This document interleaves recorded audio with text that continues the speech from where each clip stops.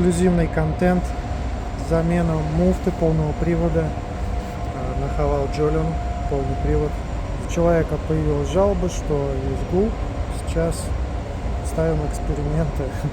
Сначала подкинули полностью мост с новой муфтой, гул пропал. Сейчас в старый мост будем втыкать новую муфту, будем смотреть, есть ли гул или нет.